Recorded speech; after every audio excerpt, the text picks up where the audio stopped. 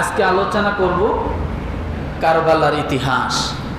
কি বিষয় বলেন তো? সকলেই জবান খুলেন।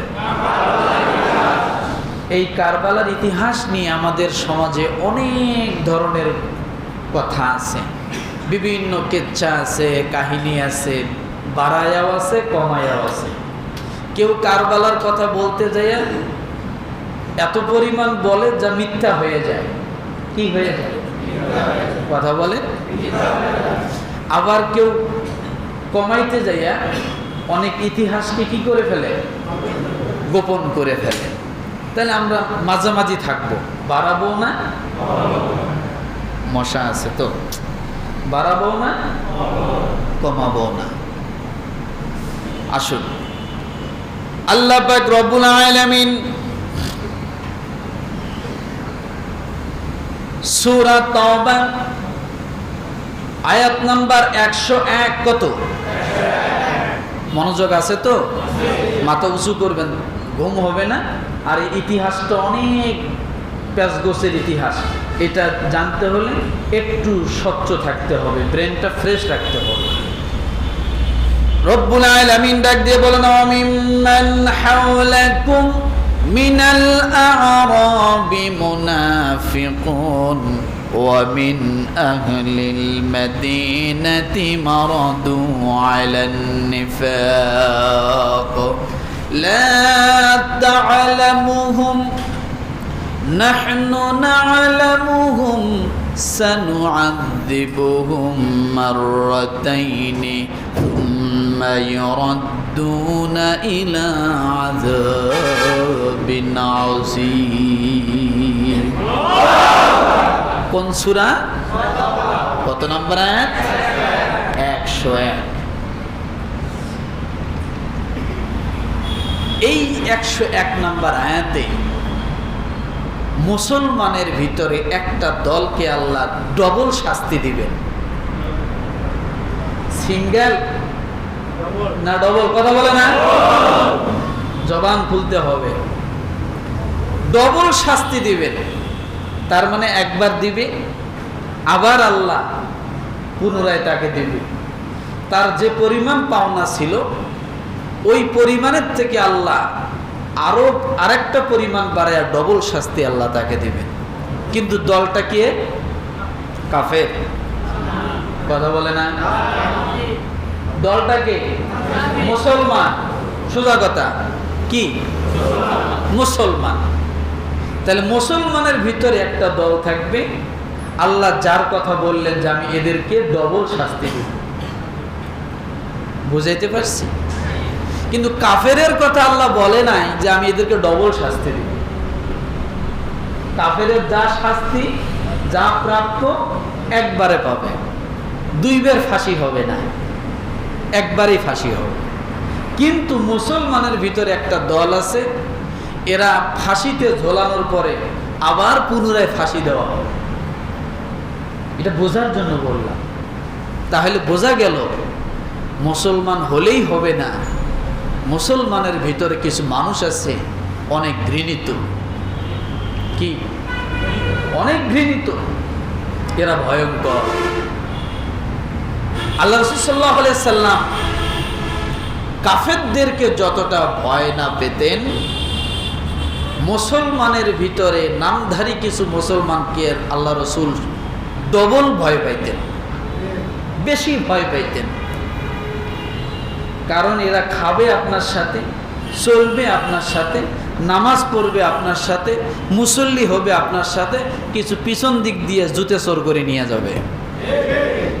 কথাটা বোঝেন নাই মনে হয়? মানে বাস্তবটা দিয়ে বললাম। একসাথে নামাজি, একসাথে মুসল্লি, একসাথে রুকু, একসাথে সেজদা, একই টুপি, পাঞ্জাবি গায়ে, সবই আছে, কিন্তু উদ্দেশ্য কি? নামাজ পড়া। এই লোকগুলোর সাথে পারা বড় কষ্ট। সেদিন আমাকে একজন বলতেছে, হুজুর আমি নামাজে দাঁড়াইছি ঠিক, কিন্তু আমি দেখতেছি ও জুতে নিতেছে, কিন্তু আমি নামাজ ছাইড়ে দিব কেমনে, এই চিন্তায় আর চোরকে ধরতে পারলাম না। তার মানে ইনিও যে নামাজে দাঁড়াইছে, উনি যে জুতে পিছনে রেখে আইছে, ওনার মন আর সামনে নাই, ক্রোশ হইয়া পিছন দিকে গেছে যে জুতে চড়ে নিয়ে যায় নাকি। আর আল্লাহর কি কেমন, উনিও এটা মনে করতেছে, চোরও এই সময় কাম বানাইতেছে। এখন ওনার মাথায় এই চিন্তা যে নামাজে তো দাঁড়াইছেন, চোর ধরি কেন। আসলে মশলা বোঝে নাই, মশলাটা ঘুমাইতেছে,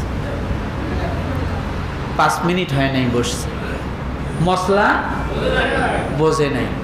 কিছু কিছু সময় অফরজকে ফরজ বানায় নিতে হয়, অফরজকে ফরজ বানায় নিতে হয়। তা না হলে আপনি যে ওই চোরকে ছেড়ে দিয়ে আপনি যে 4 রাকাত নামাজেই পড়লেন, আপনার 1 রাকাত নামাজেও মন ছিল না, ছিল।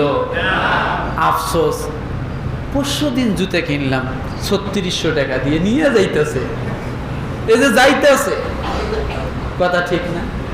সেজদার দিকে নজর থাকার কথা, নজর ডান দিকে আস্তে আস্তে ঘুরতেছে, চোর তো যাইতে আছে। মনে মনে আফসোস, আহারে নামাজে যদি না দাঁড়াইতেন, চোরের 12টা বাজাইতেন।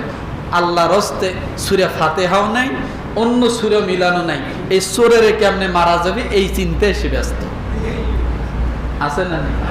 উনি মশলা বোঝেন, ওই সময়ের মুহূর্তে ওই নামাজ ছাড়ি দিয়ে চোরটারে ধরা লাগছিল। কেন? বাকি নামাজগুলো যেন সঠিক হয়, অন্য মুসল্লিদের যেন কষ্ট না হয়। যাই হোক, তাহলে ডবল শাস্তি কার হবে? মুসলমানের ভিতর, মুসলমানের অমনে করলে হবে নাকি? মুসলমানের ভিতরে একটা দলের, মনে থাকবে। তাহলে আসুন, আজকে আমাদের আলোচনার বিষয় কি? কারবালার সঠিক ইতিহাস। খালি ইতিহাস না, ইতিহাস তো অনেকভাবেই আছে, বিষাদ সিন্ধুর ভিতরে ইতিহাস আছে, আছে না? এখানে অনেক সাহাবায়ে কেরামকে গালিগালাজ করা হয়েছে, অনেক মিথ্যা লিপিবদ্ধ করা হয়েছে, অনেক গীতা, অনেক ছন্দ, বিভিন্ন জারি গান এই কারবালা নিয়ে চলে আসছে, যা সত্য না, আগাও পাওয়া যায় না, মাথাও পাওয়া যায় না। কথাটা বুঝাইতে পারছি আমার ভাইরা? আসলে রাসূলুল্লাহ সাল্লাল্লাহু আলাইহি সাল্লামের ওফাতের 50 বছর পর, কত বছর? ওফাতের 50 বছর পরে কারবালার ইতিহাস, আর হিজরি সনের 60 বছর পরে কারবালার ইতিহাস। সোজা কথা, 61 হিজরিতে কারবালার ইতিহাস সংগঠিত হয়। কত হিজরি? তবে এখান থেকে একটা জিনিস ক্লিয়ার হয়ে যায় যে এই কারবালার সঙ্গে আশুরার দিনটার কোনো সম্পর্ক নেই।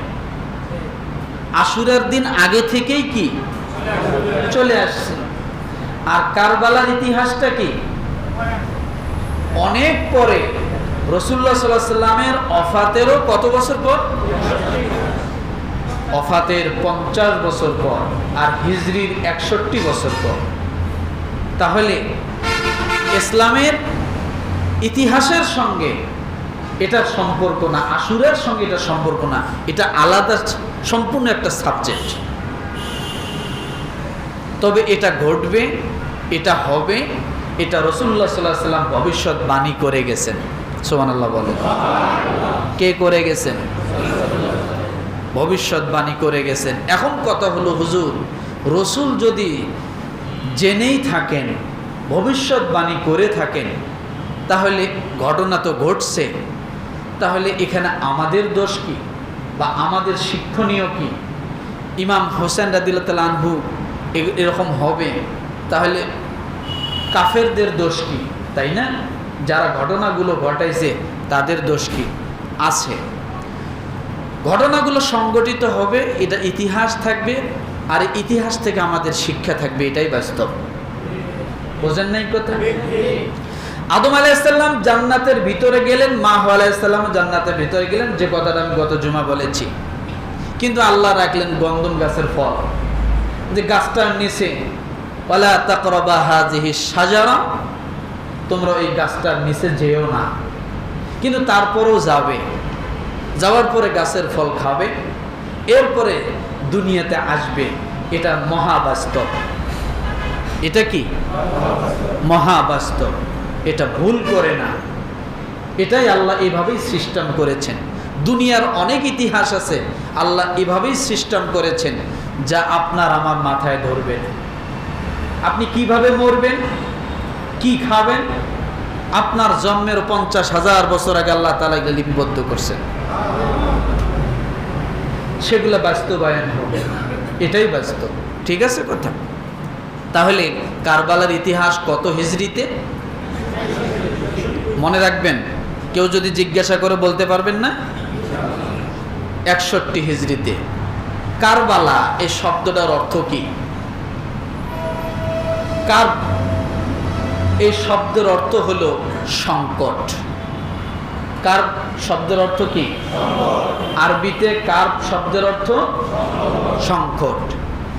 বালা এই শব্দের অর্থ হলো মুসিবত। কি বলেন তো? তাহলে সংকট, মুসিবত, এই দুই শব্দের সমন্বয় হয়েছে কারবালা। মনে থাকবে? এটা শুরু কোথা থেকে, কি কারণে শুরু হলো, এবার কারণটা ধরবো, খুঁজে বের করতে হবে। আপনাদেরকে রাজি আছেন? এক, এই পৃথিবীর জমিনে আল্লাহ রাসূল সাল্লাল্লাহু আলাইহি সাল্লাম যখন দুনিয়ার জমিনে ছিলেন, ইতিহাস শুরু করছি আমি, গভীর তথ্য, কেউ ঘুমাবেন না, আমার দিক তাকান। তখন রাষ্ট্র ব্যবস্থা ছিল দুই ধরনের। কয় ধরনের? আমরা এখন যে ভোট দেই, ভোট চুরি করি আর সরকার ক্ষমতায় যায়, এরকম কোনো পদ্ধতি নবীজি যখন ছিলেন তার আগে এরকম কোনো পদ্ধতি ছিল না। সমাজ ব্যবস্থার দুইটা পথ ছিল, রাষ্ট্র বলতে কিছু ছিল না। ভালো করে বোঝেন। তাহলে রাষ্ট্রপ্রধান দুইটা পথ ধরে আসতো। কয়টা? একটা হলো গোত্রীয় ভাবে, বিশাল এক গোত্র, এই গোত্রের একজন নেতৃত্ব থাকবেন, তিনি যা বলবে গোত্রের সব লোকটা মানতে বাধ্য। এই গোত্রীয় সমাজ ব্যবস্থা এটা ছিল আরব দেশগুলোতে। কোথায়? আরব দেশগুলোতে। ভালো করে বোঝেন। কি ব্যবস্থা পেলাম বলেন একটু? গোত্রীয় ব্যবস্থা, যে পুরা গোত্রের একজন নেতা হবেন, উনি যা বলবে ওনার নেতৃত্বে পুরো গোত্রটা কি চলবে। তাহলে নেতৃত্বের দিক থেকে এক নম্বরে পেলাম গোত্রীয় নেতৃত্ব, গোত্রভিত্তিক নেতৃত্ব। আরবের বাইরে আরেকটা নেতৃত্ব ছিল, আরেকটা শাসন ছিল, সেটা হলো বংশীয় নেতৃত্ব। কি বলেন তো? জোরে বলেন। বংশীয় নেতৃত্ব। গোত্রীয় নেতৃত্বের ভিতরে অনেকগুলো বংশীয় থাকতে পারে, কয়েকটা বংশ মিলিয়ে একটা গোত্র হতে পারে, কিন্তু বংশীয় নেতৃত্বের ভিতরে কি এক বংশের লোকেই কি করবে? নেতৃত্ব দিবে। এই বংশীয় নেতৃত্ব এটা আরবের বাইরে ছিল। আপনার ইতিহাসগুলো দেখলে বুঝতে পারবে। তো এই বংশীয় নেতৃত্বটা কেমন ছিল? বাপ রাজা, বাপ মারা গেলে ছেলে হবে রাজা। ওই ছেলে মারা যাওয়ার আগে তার ছেলেকে কি করবে? রাজা বানায় দিয়ে যাবে, বলে যাবে। এইভাবে একের পর এক ওই বংশীয় নেতৃত্বটা এখনো কি আছে না নাই? সৌদিতে আছে। এখন যে বাদশা কি সালমান নাকি, এর বাবা ছিল, তার বাবা ছিল, এইভাবে চলে আসতেছে, তাই না? আমাদের বাংলাদেশে নাই। আমাদের বাংলাদেশে আছে? কথা বলেন না কেন? এই মুহূর্তে যদি পুরা বিএনপির তরফ থেকে অন্য কোনো এক নেতা দাঁড়িয়ে যদি বলে যে এবার আমি রাষ্ট্রপ্রধান হব, বিএনপির কোন লোক কি ওই নেতাকে মানবে? কাকে মানবে? তারেক রহমানকে মানবে। তারেক রহমান যেমনই হোক না কেন, কেন মানবে? ওনার মা ছিল, তার স্বামী ছিল, তারেক রহমানের বাবা ছিল, এইভাবে চলে আসছে। বিগত সরকার যে চলে গেল, উনি কি এইভাবে ধারাবাহিকভাবে আসেনি? ওনার বাবা ছিল, উনি ছিল।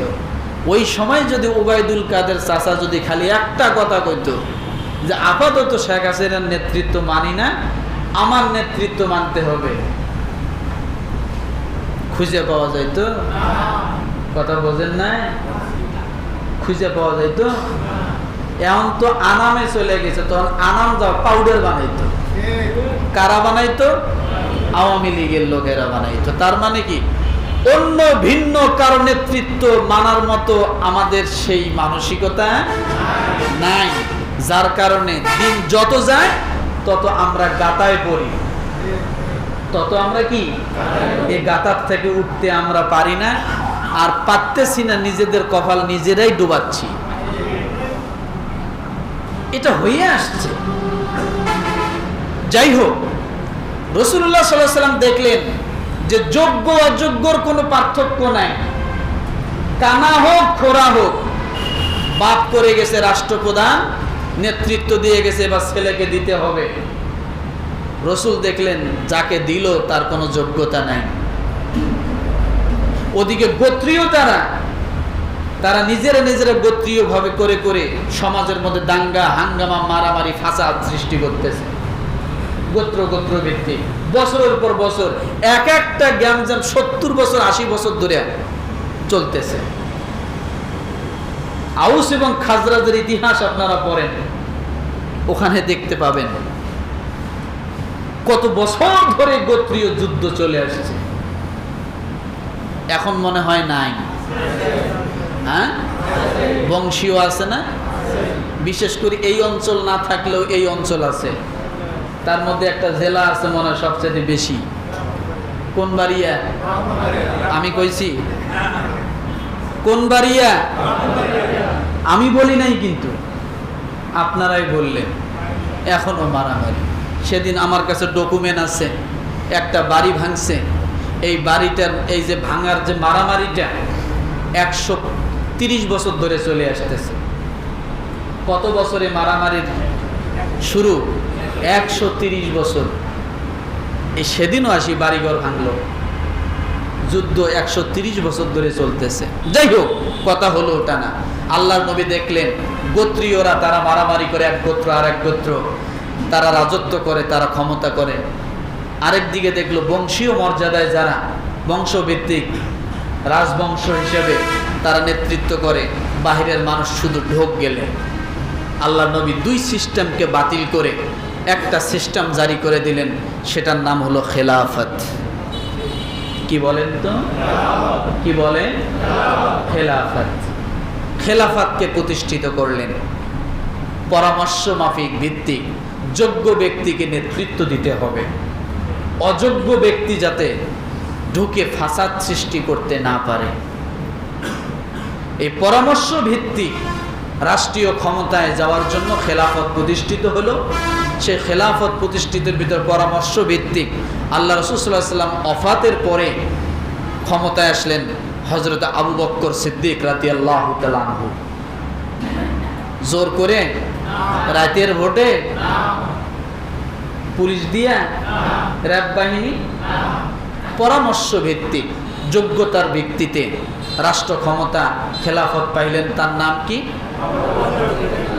তিনি খেলাফত কাল পরিচালনা করলেন 2 বছর 6 মাস।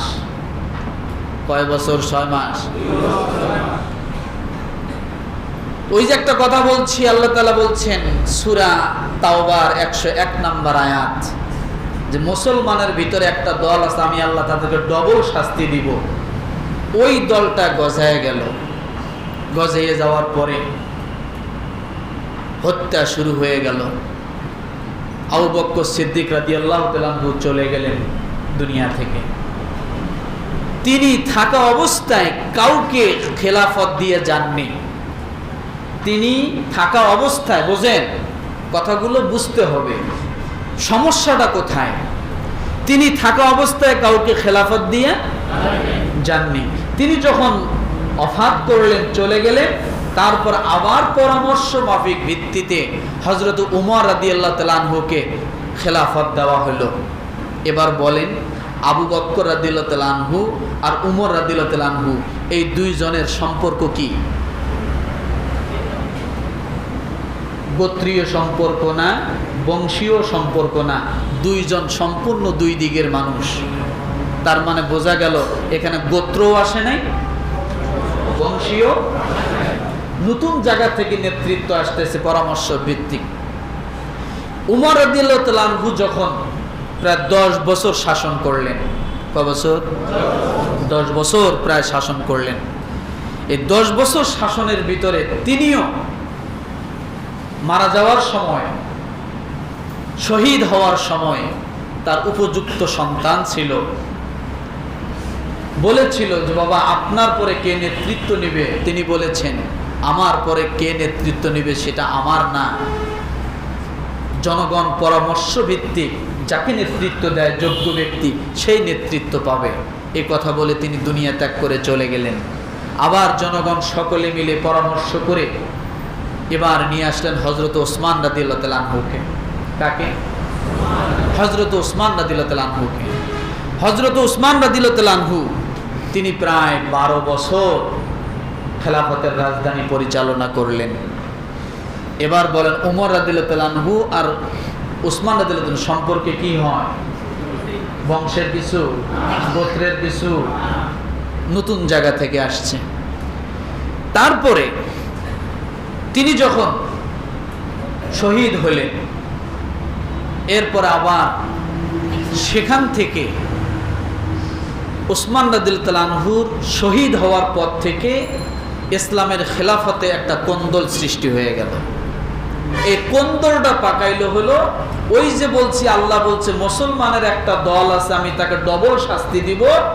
সেই ডবল শাস্তি পানেওয়ালা মুনাফিক নামধারী কিছু মুসলমান, এরা তৃতীয় পক্ষ হয়ে এখানে ঢুকে গেল। ঢুকে যাওয়ার পরে হযরত ওসমান রাদিয়াল্লাহু তাআলা শহীদ হওয়ার পরে নেতৃত্ব আবার পরামর্শ মাফিক পাইলেন হযরত আলী রাদিয়াল্লাহু তাআলা আনহু। কিন্তু ওসমান রাদিয়াল্লাহু তাআলা আনহু এবং আলী রাদিয়াল্লাহু তাআলা আনহু এই দুইজনের মাঝে কি সম্পর্ক? বংশীয়, গোত্রীয় না, নতুন। কিন্তু ওই যে ওসমান রাদিয়াল্লাহু তাআলা আনহুকে যে হত্যা করলো, শহীদ করলেন, আলী রাদিয়াল্লাহু তাআলা আনহু তারপরে যে নেতৃত্ব পাইলেন, এই আলী রাদিয়াল্লাহু তাআলা আনহু থেকে কিছু লোক তার দল থেকে ছুটে গেল। যাওয়ার পরে এরা মুয়াবিয়া রাদিয়াল্লাহু তাআলা আনহু তার কাছে যে বললেন যে আলী শাসন ক্ষমতা পেলেন কিন্তু ওসমান হত্যার বিচার করলেন না, এর একটা কোনো ব্যবস্থা আপনার করা দরকার। এখন মুয়াবিয়া রাদিয়াল্লাহু তাআলা আনহুর সঙ্গে হযরত ওসমান রাদিয়াল্লাহু তাআলা আনহুর একটা গোত্রীয় সম্পর্ক, বংশীয় সম্পর্ক আছে। তিনি তখন হযরত আলী রাদিয়াল্লাহু তাআলা আনহুকে বললেন যে আপনি যদি ওসমান রাদিয়াল্লাহু তাআলা আনহুর হত্যার বিচার না করেন তাহলে বিদ্রোহ ঘোষণা করা হবে আপনার বিরুদ্ধে। তখন উনি বললেন যে আমি যদি উপযুক্ত কোনো প্রমাণ পাই অবশ্যই আমি সে বিচার করব, বিচার এটা প্রক্রিয়া দিন। আজকে আসামিকে ধরে নিয়ে যায় কালকে ফাঁসি দেয় নাকি? কালকে ফাঁসি দেয়? এমনও আসামি আছে 20 বছর ধরে জেল খাটতেছে, আছে না? প্রমাণ লাগবে তো, সবকিছু সাক্ষী প্রমাণ লাগবে না? তখন ওই যে উস্কানিদাতা যে নামধারী মুসলমান মুনাফিক গুলো তৃতীয় পক্ষ হয়ে হযরতে মুয়াবিয়া রাদিয়াল্লাহু তাআলা আনহু এবং হযরতে আলী রাদিয়াল্লাহু তাআলা আনহুর মধ্যে একটা যুদ্ধ বাজায় দিল। হযরতে আলী রাদিয়াল্লাহু তাআলা চলে গেলেন, তিনি মদিনা থেকে ইরাকে নিয়ে গেলেন, সেখানে তিনি মারা গেলেন। এরপরে শুরু হলো দ্বন্দ্বটা কোথার থেকে দেখেন। হযরতে হাসান রাদিয়াল্লাহু তাআলা আনহু তাকে হযরতে আলী রাদিয়াল্লাহু তাআলা আনহু দায়িত্ব দিলেন। এবার হাসান রাদিয়াল্লাহু তাআলা আনহু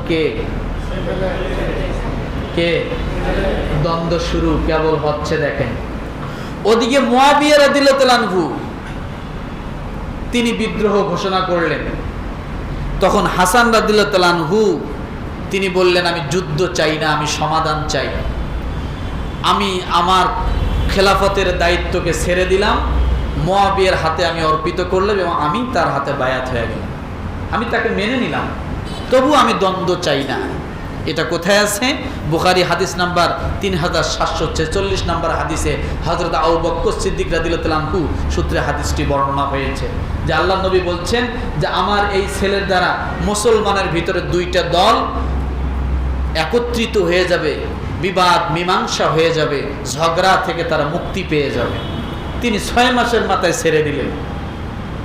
এবার খেলাফত পাইলেন কে? মুয়াবিয়া রাদিয়াল্লাহু তাআলা আনহু।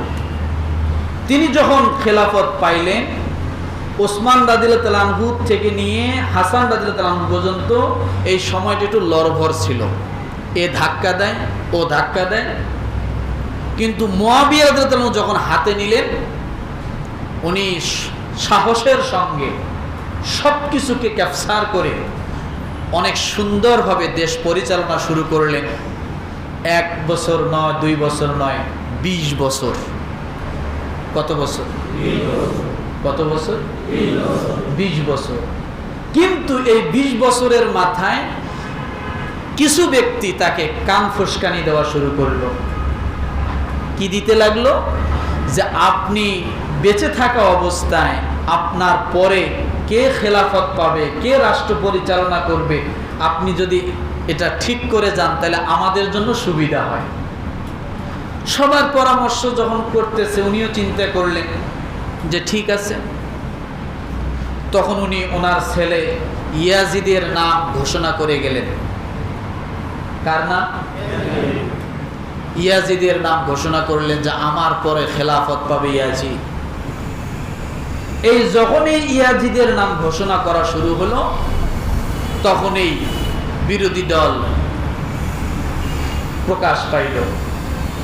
তখন কি হলো? মক্কা, মদিনা এবং কুফার কিছু লোকেরা ইয়াজিদের শাসন মানতে চাইল না। কেন? মুয়াবিয়া রাদিয়াল্লাহু তাআলা আনহু যেটা করে গেছেন, তার বিবেচনার দিক থেকে হয়তোবা সে মনে করছেন এটা সঠিক, কিন্তু হুসাইন রাদিয়াল্লাহু তাআলা আনহু এবং মক্কা, মদিনা এবং কুফার কিছু সমস্ত মানুষ তারা দেখতেছে যে এটা সুন্নত বিরোধী কাজ। কারণ এই যে যদি এখন বাপের পরে ছেলে হয়, এইভাবে যুগ যুগ ধরে চলতে থাকবে, এটা হবে বেআইনি। তখন সঠিক লোকগুলো কি পাবে না? কথা বলে না। সঠিক লোকগুলো নেতৃত্ব পাবে না, মানুষ এদের দ্বারা ভালো সেবা পাবে না। ভোট তখন লাগবে না, বিনা ভোটে সরকার খালি ঘোষণা করবে আর সরকার হয়ে যাবে। আর যখন ভিন্ন জায়গার থেকে লোক আসবে, তখন সকলের পরামর্শ মাফিক ভোটের মাধ্যমে তারা কি হবে? যোগ্যতার ভিত্তিতে নেতৃত্ব পাবে। এই যে বিরোধিতা শুরু হলো, এই বিরোধিতা চরমে পৌঁছে যাচ্ছে। কিন্তু ইয়াজিদকে মানতে চাচ্ছে না কুফার মানুষ। তবে একটা কথা বলি, কুফার মুসলমান আর আমাদের বাংলাদেশের মুসলমান প্রায় 100-র মধ্যে 98% মিল আছে। কত বলবেন? হুজুর একদিনও কুফা নগরী গেলাম না, মিল হলো কেমনে? মিল আছে খাসলতের দিক থেকে। কিসের দিক থেকে? কথা বলে না।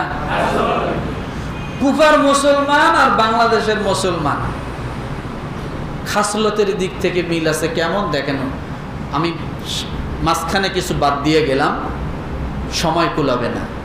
কুফার মুসলমান হোসেন রাদিয়াল্লাহু তাআলা আনহুকে বলতেছে, চিঠি দিচ্ছে, আপনি কুফায় চলে আসেন, আমরা আপনার নেতৃত্ব মানব, আমরা ইয়াজিদকে মানতে চাই না। বারবার বারবার তারা চিঠি দিচ্ছে। এই চিঠির সংখ্যায় দাঁড়িয়ে গেছে প্রায় 1 লক্ষের বেশি। কয় লক্ষ? কথা বলেন আল্লাহর রাস্তে। 1 লক্ষের বেশি চিঠি। এরপরে যখন হোসেন রাদিয়াল্লাহু তাআলা আনহু পত্র রওনা করলেন, যাওয়ার আগে তার চাচাতো ভাই মুসলিম বিন আকিলকে পাঠাইলেন। মুসলিম বিন আকিলকে তারা সেখানে যখন পাইল, যাওয়ার পরে দেখে যে 1 লক্ষ চিঠি গেছে ঠিক, কিন্তু মাত্র 12,000 কুফাবাসী ওই সময় বায়াত গ্রহণ করলো। তখন মুসলিম বিন আকিল চিন্তা করলো 12,000 হলেও তো চলবে, তারপরেও তো সুন্নাতকে জিন্দা হবে, কথা ঠিক না? উনি চিঠি লিখলেন, ভাই আসেন, সমস্যা নেই। এর ভিতরে মুসলিম বিন আকিলকে তো মেরে ফেলা হলো। এখন 12,000 থেকে আস্তে আস্তে নাই। আমরা যেমন স্লোগানের সময় স্লোগান দেই, এরপরে যখন নেতায় বিপদে পড়ে আমরা পলাই, পিছনে তাকায় দেখি নাই। হুজুর আমরা আসি, আপনি সামনে থাকেন। হুজুর যখন আপনাদের বলে বলিয়ান আল্লাহর সহযোগিতায় যখন সামনে আগায়, তখন আমরা কি করি? এই খাসলত আমাদের নাই, কথা বলেন নাই, আছে। তাহলে কুফার মানুষগুলো তাই করলো, হোসেন রাদিয়াল্লাহু তাআলা আনহুকে বিপদে ফেলাই দিল। তখন এই ইয়াজিদ ডাইরেক্ট বলল যে হোসেন যেন কোনোভাবেই কুফায় ঢুকতে না পারে। আর ওখানে ও যে একটা কথা বলে, বাঁশের চেয়ে কঞ্চির জোর বেশি, যা হয়েছিল এতদিন এখনো হচ্ছে, তবে আগের থেকে কম না, মনে হয় বেশি হইতেছে। বাঁশের চেয়ে নেতা যে কত, নেতার সংখ্যা গনিয়ে এখন আর শেষ করা যাবে না। এক সময় তাসবির দানার 100 গোনা শেষ হতে পারে, নেতার সংখ্যা শেষ হবে না। এত পরিমাণ নেতা গজাইছে, হাইব্রিড নেতা সব। অবস্থা খুবই বেগতিক, আল্লাহ ভালো জানে।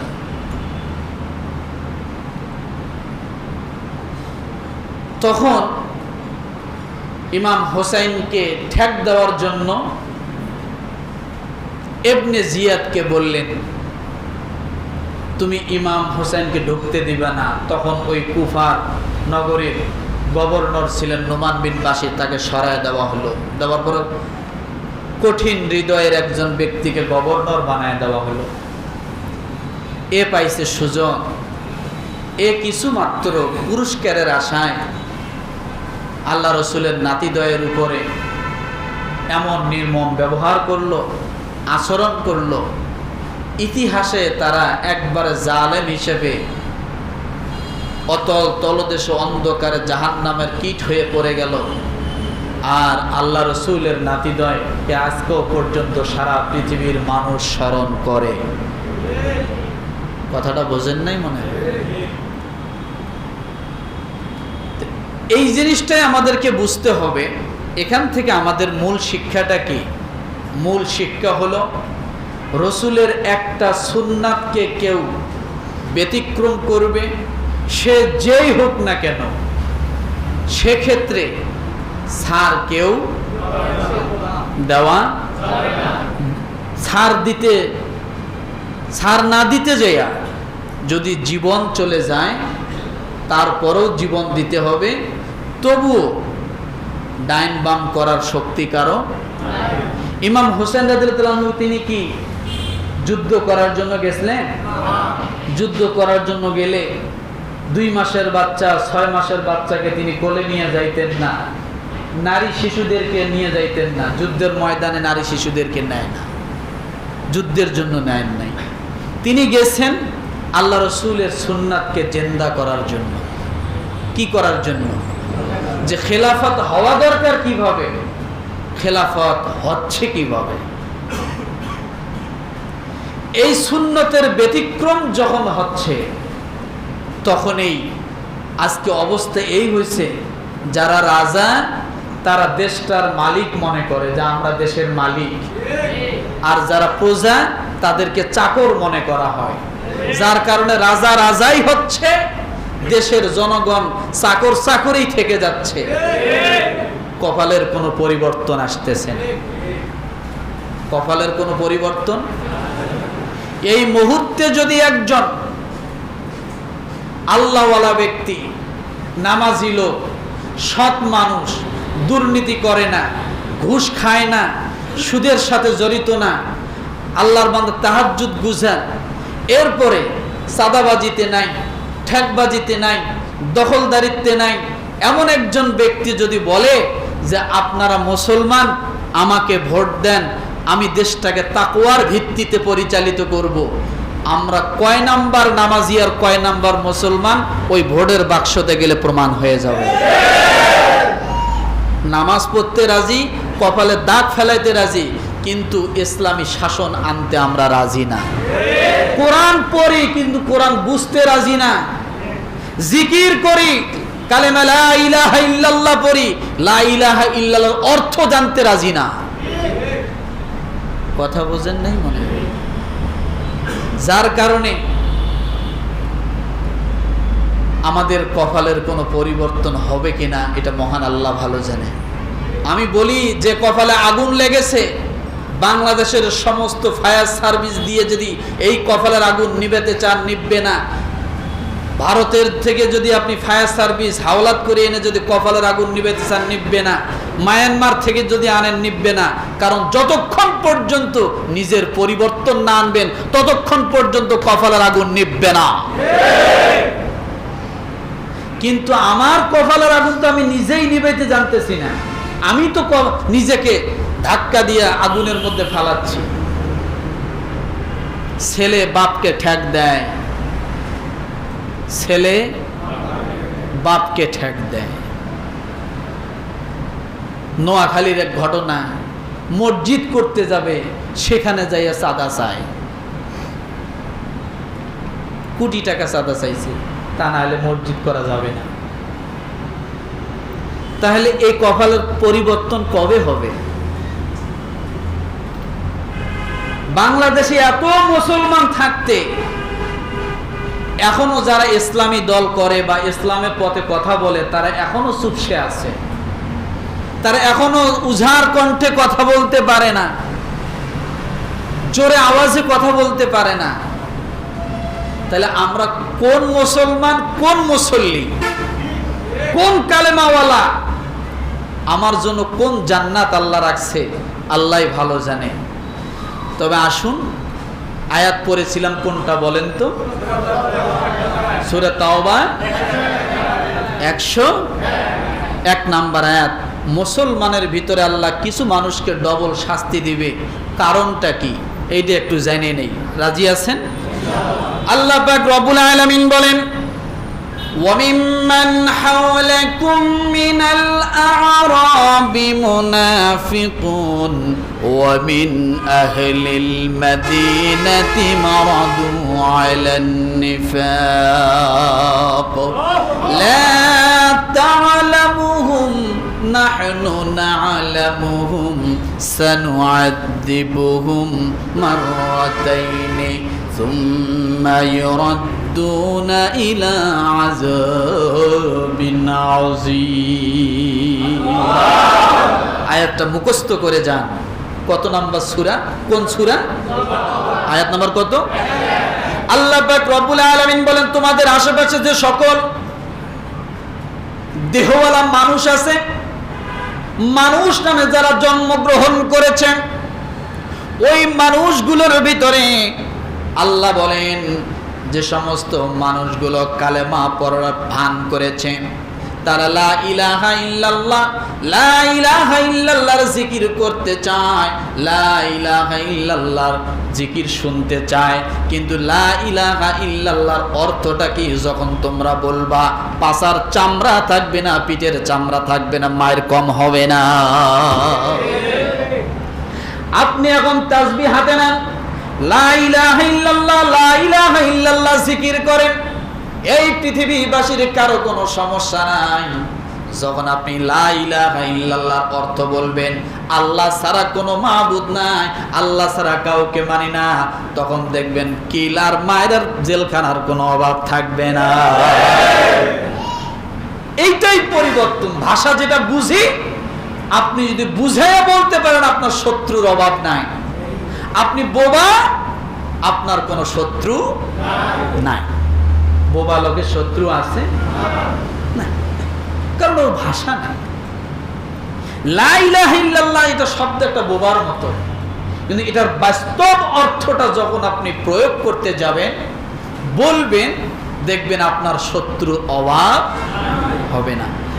এই জন্য রব্বুল আলামিন বলেন, ওই লা ইলাহা ইল্লাল্লাহ মুখে কিছু মানুষ বলেছে, মাথায় টুপি থাকবে, মুখে দাড়ি থাকবে, গায়ে পাঞ্জাবি থাকবে, একে কাতারে দাঁড়িয়ে নামাজ পড়বে, কিন্তু ওই মানুষগুলোর ভিতরে কিছু মুনাফিক মানুষ আছে যারা মুসলমানের ভেষ ধরে, যারা মুসলমানের ক্ষতি করে, মুসলমান থেকে বিভিন্ন গোপন তথ্য নিয়ে অন্য মানুষের কাছে দিয়ে দেয়, ফিতনা সৃষ্টি করে। আল্লাহ বলেন, এবং মদিনাবাসীদের মধ্যে তারা মুনাফিকিতে এতটা সিদ্ধ, তুমি তাদেরকে জানো না, আমি তাদেরকে জানি।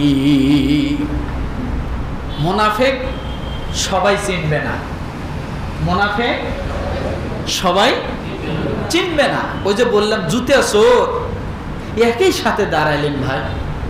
আপনি নামাজ পড়েন, আল্লাহু আকবার বলে হাত বেঁধে আপনি ছানা পড়তেছেন, আউযুবিল্লাহ পড়ছেন, সূরা ফাতিহা পড়তেছেন, আর ও দাঁড়াইছে, ওর চোখ হলো জুতার বাক্সর দিকে। কোন দিকে? জুতার বাক্সর দিকে। ও ঠিকই মুসল্লি সেজে মসজিদে ঢুকছে, উদ্দেশ্য নামাজ না, উদ্দেশ্য কি? কথা বলে। এই জন্য বলি, মুসলমান প্রায় সময় বলি, মাথায় টুপি দিলে হুজুর হয় না, মুখে দাড়ি রাখলে হুজুর হয় না, পাঞ্জাবি গায়ে দিলে হুজুর হয় না। এই পাঞ্জাবি, টুপি এবং দাড়ি এটা ভিক্ষার একটা লেবাস অনেক সময় হয়ে যায়, হয় কি হয় না? মুখে কালেমা আসলে ইমানদার হয় না, কালেমাকে ব্যবহার করা হয় ভিক্ষার জন্য। একজন ভিক্ষুক বেটা যখন আপনার বাড়ির গেটের সামনে যাইয়া লা ইলাহা ইল্লাল্লাহ বলে ডাক দেয়, তার মানে এটা জিকির করলো না, আপনার পুরো বাড়িটা সে ঘাও করে ফেললো লা ইলাহা ইল্লাল্লাহ দিয়া। এখন আপনি 3 তলায়ও যদি থাকেন, ওখান থেকে ফকির বেটার কাছে মাপ চাওয়া ছাড়া উপায় নাই, কারণ লা ইলাহা ইল্লাল্লাহ এমন এক হাক দিয়েছে। আপনি বাড়িওয়ালা, তারপরও আপনি মাপ চান, বলে বাবা আজকে আমার বাড়িতে দেওয়ার মতো কিছু নাই, আল্লাহর হস্তে মাফ করে দাও। তার মানে বোঝা গেল লা ইলাহা ইল্লাল্লাহ কলেমার জন্য, ভিক্ষার জন্য ব্যবহার হয়। এই টুপিটা ভিক্ষার জন্য ব্যবহার হয়, পাঞ্জাবি ভিক্ষার জন্য ব্যবহার হয়। আল্লাহ পাক রব্বুল আলামিন বলেন, এই রকম মানুষ দেখে তোমরা মুসলমান ভেবো না, কারণ মুসলমান ভেষ ধরা মানুষগুলো, এদের মুখে থাকবে এক কথা, অন্তরে থাকবে এক কথা। যে কথা আল্লাহ সূরা হুজরাতের মধ্যে বলে দিয়েছেন, দুনিয়ার মানুষ, এই মানুষগুলো যদিও তারা মুসলমান দাবি করে, আসলে সত্যিকার মুসলমান না। যদিও নামাজ পড়ে, সত্যিকার নামাজি না, কারণ নামাজ পড়তে রাজি, ভোটের সময় ইসলামী বাক্সতে ভোট দিতে রাজি না। নামাজি বেনামাজিকে ভোট দেয়। সঠিক মানুষ জীবনে চুরি করে নাই, চুরির ধারে কাছে নেই, কিন্তু চোরকে ভোট দেয়। ওই মানুষটার থেকে আপনি কি আশা করবেন?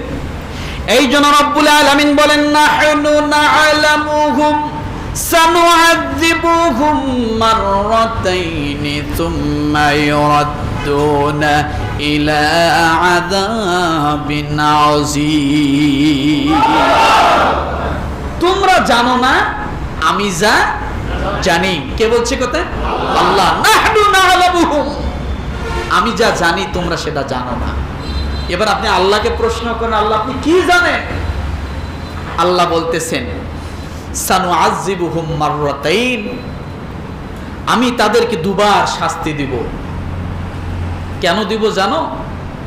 এরা তোমাদের দলে ঢুকে মসজিদে এসে নামাজ পড়ে, রোজা রাখে, সব করে, কিন্তু সর্বসময় আল্লাহ রাসূলের বিরোধিতা করে গেছে, ক্ষতি করে গেছে। নামাজ পড়ে ইক্তাদাইতু বিহাযাল ইমাম মুতাওয়াজ্জিহান ইলা জাহাতিল কাবাতিশ শরীফাতি, আল্লাহু আকবার, এই কথা কইয়া নামাজের সব দায়ভার ইমাম সাহেবের কাঁধে। বিশ্বাস করেন, যদি আপনি জিজ্ঞাসা করেন মুসল্লি আপনি যে ইমাম সাহেবের কাদের মধ্যে ইক্তাদাইতু বিহাজাল ইমাম বলে দায়িত্বটা দিলেন, আপনি সূরা ফাতিহাটা কন্ত দেখবেন, সূরা ফাতিহাটা আরবিতে কয় না, হিন্দিতে, ফার্সিতে, বিভিন্ন চায়না ভাষায় সূরা ফাতিহা কইতেছে, আরবির ধারে কাছেও নাই। বিশ্বাস হয় কথা? বিশ্বাস হয়? আমি একদিন একজনকে জিজ্ঞাসা করছিলাম যে আপনি একটু বসেন তো, আমাকে আড়াইতাল্লাজি সূরাটা শোনান।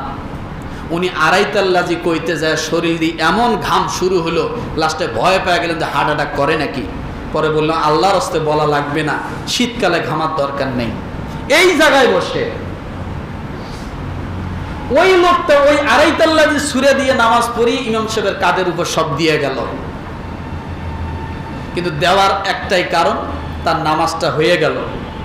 কথা ঠিক না? যে ইমাম সাহেবের কাঁধে এত ভুল ত্রুটি দিয়ে গেলেন, ইক্তাদাইতু বিহাজাল ইমাম করলেন, ইমাম রুকুতে না যাওয়া পর্যন্ত আপনি গেলেন না, ইমাম সেজদায় না যাওয়া পর্যন্ত আপনি গেলেন না, সালামটা ফিরিয়েই ওই ইমামের পিছনে লেগে গেল। ইমাম ইদা করে ওটা করে নামাজ দেরিতে পড়ায়, নামাজ দেরি হলো, এত লম্বা সুরে পড়ে নাকি। আরে বাবা, ইমাম নিয়ে বিশ্লেষণ, এতক্ষণ লাগে নামাজ পড়াইতে, এটা ইমাম নাকি? তো এটা কি? ওটা যদি ইমাম না হয় তো ওটা কি? কথাটা বোঝেন নাই আমার? তা আপনি শুরুতে ইক্তাদাইতু বিহাজাল ইমাম সব কাদের মধ্যে দিয়ে সালামটা ফিরাইতে দেরি, ইমামের বিরুদ্ধে কথা বলতে একটুকু মুখে বাজলো না। আপনি মুসল্লি না? আর ওই ইমাম সাহেব আপনার দিকে ফিরিয়ে বলতেছে রব্বানা আতিনা ফিদ দুনিয়া হাসানা ওয়া ফিল আখিরাতি হাসানা ওয়া কিনা আযাবান নার। রব্বানা শব্দের অর্থ কি জানেন? যতগুলো দোয়া আছে প্রত্যেকটা দোয়ার ক্ষেত্রে আপনি দেখেন রব্বানা আছে না নাই? ইমাম তার একার জন্য দোয়া করতেছে না, ইমাম মুসল্লি ছাড়া একটা দোয়াও করে না। কিন্তু মুসল্লি ইমামের বদনাম ছাড়া কিচ্ছু কয় না। যত দোয়া কোরআনের আছে আপনি প্রত্যেকটা দোয়া দেখেন, সেখানে রব্বানা শব্দ সকলের জন্য দোয়া করার কথা বলা আছে। ইমাম সকলের জন্য দোয়া করে, আর আমরা ইমামের দোয়া করি। চার দোকানে বসে যদি হুজুর খালি পাশ দিয়ে যায় তাহলে শুরু হয়ে গেল ইতিহাস, RS CS SA খতিয়ান। আছে না নাই? এইরকম মুসলমান ছিল এই কারবালার ঘটনার সাথে সম্পৃক্ত। যে কথাটা বলতে চাইছিলাম, যে ওসমান রাদিয়াল্লাহু তাআলা আনহু শহীদ হওয়ার পরে হযরতে আলী রাদিয়াল্লাহু তাআলা আনহু যখন খেলাফত পাইলেন, তখন ওখান থেকে কিছু লোক বিদ্রোহ ঘোষণা করে ইবনে সাবার দল, যেটা প্রথম মুনাফিকি সাহাবায়ে কেরামদের ভিতরে সংগঠিত করে, ইবনে সাবা নামে একটা দল আছে, আপনারা পরে দেখবেন। সে নামধারী মুসলমান দাবি করে এই যুদ্ধটা সংগঠিত করলো। এখান থেকে এই কারবালার সূত্রপাত আস্তে আস্তে শুরু হয়ে যায়। সেখান থেকে কারবালা শুরু হলো, সেখান থেকে প্রায় 40 জন পুরুষ শহীদ হয়ে গেল, 72 জন সংগঠিত। আল্লাহ রাসূল সাল্লাল্লাহু আলাইহি সাল্লাম যার চেহারার সঙ্গে সবচাইতে বেশি মিল ছিল সেটা হলো হযরত হোসাইন রাদিয়াল্লাহু তাআলা আনহুর। যার ঠোঁটের সঙ্গে রাসূল ঠোঁট মিলাইয়া চুমু খেয়েছিলেন, সেই ঠোঁটের মধ্যে ইবনে জিয়াদ এরকম ভাবে খোসা মারছে, গর্দানকে আলাদা করে দিছে। এগুলা কারা করলো? কারা করলো? নামধারী মুসলমান, নামধারী মুসলমান। এই জন্য বলি যে আমাদের এগুলো থেকে, ইতিহাস থেকে শিক্ষা নিতে হবে। খালি মুসলমান হলেই হবে না, পাঞ্জাবি টুপি মাথায় দেখলেই তার মুসলমান বলে তার পিছনে যায় পাঞ্জাবি টানিয়ে ধরা যাবে না। দেখতে হবে এই লোকটা আমাকে কতটুকু পার করতে পারে, এটা পরিমাপ করতে হবে, তারপরে তার পিছনে যাইতে হবে। কথাটা বুঝাইতে পারছি? তো এই যে কারবালার ইতিহাস থেকে আমাদের যে শিক্ষা, যারা ইসলামের জন্য শহীদ হয় তারা কি মারা যায়? কথা বলে, দ্বীনের জন্য, সুন্নাতের জন্য যারা মারা যায় তারা কি কখনো মারা যায়? আল্লাহ পাক রব্বুল আলামিন বলেন, ওয়ালা তাহসাবান্নাল্লাযীনা কুতিলু ফি সাবিলিল্লাহি আমওয়াত বাল আহইয়াউন ইনদা রাব্বিহিম ইরযাকুন। সূরা আলে ইমরান আয়াত নাম্বার 169। কত? যারা দ্বীনের পথে মারা যায়, যারা ইসলামের পক্ষে কথা বলে মারা যায়, তারা শহীদ। আর এই শহীদরা কখনো মরে না, আল্লাহ তাদের জন্য জান্নাতি খাবার, রিজিকের ব্যবস্থা করে দেয়। ওই যে ইয়াজিদ মাত্র 4 বছর ক্ষমতায় ছিল, তারপরে পুরো গোষ্ঠী সহ কয় বছর? 4 বছরের মধ্যে সমস্ত সৈন্য মারা গেছে, ধ্বংস হয়ে গেছে। আজ পর্যন্ত ইয়াজিদের বংশ থেকে আর একজন ব্যক্তিও ক্ষমতায় আসে নাই। কিন্তু ইমাম হোসেন রাদিয়াল্লাহু আনহু দুর্বল ছিল, কিন্তু 1400 বছর পরেও আল্লাহ এমন একটা দিন দিয়েছে যে দিনটাকে কেন্দ্র করে ইমাম হোসেন রাদিয়াল্লাহু আনহুকে মানুষ অন্তত একটু মহাব্বত করে, ভালোবাসা করে, তাকে স্মরণ করে। করে কি করে না? ইয়াজিদের নামগন্ধ আছে।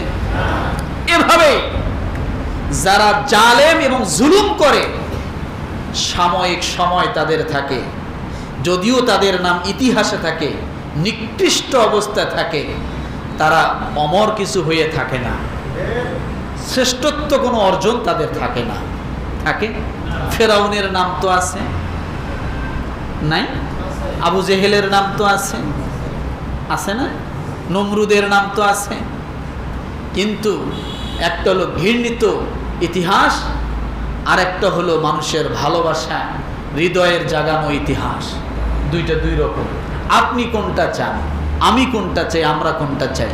মানুষ মরে যাওয়ার পরে গালি দেব, এই ইতিহাস রচিত করতে চায়? কথা বলে, অন্তত মানুষজন আফসোস করে লোকটা ভালো ছিল। আল্লাহর কসম, কোন মানুষ যদি তার হৃদয় থেকে আপনার গুণের দিকটাকে যদি বলে লোকটা ভালো ছিল, এর থেকে আপনার নাজাতের জন্য বড় কার্যকারী ভূমিকা আর কোনো কিছুই পালন করতে পারে না। যদি আপনি একটা ভালো আচরণ করে যান, কিয়ামতের ময়দানে সবচাইতে বেশি উপকারিত আপনার ওইটা হবে, আপনার একটা ভালো আচরণ। আপনার একটা ভালো আচরণ। আমরা কোনটা করব? ধর মার খা, আসি আর কয়দিন দুনিয়া খাইয়া যায়। কথা ঠিক না? করা যাবে এগুলা? যাবে না। আর দ্বিতীয় কথা হলো, ইসলামের কোনো ক্ষতি হয় এমন কোনো কাজ করা যাবে? ইসলাম জিন্দা হোক এমন কোনো, ইসলাম জিন্দা হোক এমন কোনো কাজ করা যাবে না। দরকার। কেমনে? শোনেন, আমার মতো সলিমুদ্দিন ইমাম বর্তমান বাংলাদেশে, আল্লাহ মাফ করুক, বোঝার জন্য বলছি, 5 লক্ষ মসজিদ। ঠিক আজ জুমার দিন একই টাইমে ন্যায় এবং অন্যায়, সত্য এবং মিথ্যার পার্থক্যর আলোচনা হচ্ছে। হচ্ছে কি হচ্ছে না? 5 লক্ষ ইমাম কণ্ঠ উজাড় করে বলছে, কাজ হচ্ছে? বরঞ্চ যত বলে দিন তত আরো উল্টে চলে। দিন কোন দিকে যায়? উল্টা দিকে। হুজুররা ডাক দে, বাবা ভালো পথে আসো। যে মানুষটাকে ডাকে ভালো পথে আসো, সে দেখি স্লিপ খাইয়া আর উল্টে দিকে 180 মাইল স্পিডে দৌড়াইতেছে। কথা ঠিক না? তার মানে বোঝা গেল এই হুজুরদের কথায় কাম হবে না, এর থেকে বড় হুজুর লাগবে, এর থেকে বড় হুজুর লাগবে। সেই হুজুর যদি ওই সংসদের মধ্যে দাঁড়ায়া বলে এটা করা যাবে না, ওইটাই বাস্তব। ওইটাই কি? ওইটাই বাস্তব। এই হুজুরের বড় হুজুরগুলোর লাগবে। মানে এই হুজুরে বড় হুজুরগুলোরে আনতে হবে তো, আনতে হবে না নাকি? আনতে হবে তো। কেরা আনবে? চ্যাটার্জি, ব্যানার্জি, মুখার্জি, চট্টোপাধ্যায়, মুখোপাধ্যায়, সেনগুপ্ত রায় এরা আনবে? কারা আনবে? জোরে আমাদেরকে আনতে হবে, নাহলে কি জবাব দিবেন? কপালটা যে জমিনে ঠেক দিয়ে বলেন সুবহানা রাব্বিয়াল আলা, আর সেজদা থেকে উঠিয়ে যে অন্য কিছু চান, কেমনে হবে? ন্যায়ের পথে থাকেন, অন্যায় কিছু করবেন না, অন্যায়ের পথে যাবেন না, সব সময় চেষ্টা করবেন কারো উপকার করতে না পারেন কিন্তু কারো ক্ষতি করবেন না। এই নীতিতে থাকেন না যে আমার দ্বারা উপকার না হোক কিন্তু আমার দ্বারা যেন কারো ক্ষতি। মানুষের অভিশাপ যেমন, দোয়া যেমন কার্যকর, অভিশাপটাও কি কার্যকর। তাহলে এটা করা যাবে? এটাই ছিল কারবালার ইতিহাসের মূল শিক্ষা। এক, মিথ্যার সাথে কখনো আপোষ করা, জোরে। দুই, সত্যের উপর সবসময় অটল থাকতে হবে। কিসের উপর? তিন, জুলুম এবং জালেমকে সবসময় প্রতিরোধ করতে হবে। কি করতে হবে? জুলুম এবং জালেমকে কি করতে হবে? প্রতিরোধ করতে হবে। চার, মিথ্যার বিরুদ্ধে সংগ্রাম করতে হবে। কয়টা গেল? পাঁচ, জান এবং মাল দিয়ে আল্লাহর রাস্তায় সব সময় ত্যাগ স্বীকার করতে হবে। এটা কেমন? একটা অসহায় মানুষ আছে আপনার পাশে, আপনি তাকে একটু সহযোগিতা করেন, কথা ঠিক না? এইভাবে অনেক কিছু আছে, বিভিন্ন মানুষের উপকারে যা আসে তাই। এরপরে পরাজয় মানেই কিন্তু ঠকে যাওয়া নয়, পরাজয়ের অপর পিঠ হলো বিজয়। পরাজয়ের অপর পিঠ কি? বিজয়। এটা মনে রাখতে হবে। সাময়িক কষ্ট, এটা কষ্ট না। আল্লাহ যেন সমস্ত কষ্টকে লাঘব করে সুন্দর জীবনযাপন করা এবং কারবালার ইতিহাস থেকে এই 6টা বিষয় যেন আমাদেরকে শিক্ষা গ্রহণ করার তৌফিক দান করে। আমিন। ওয়া আখির দাওয়ানা আনিল হামদুলিল্লাহি রাব্বিল আলামিন।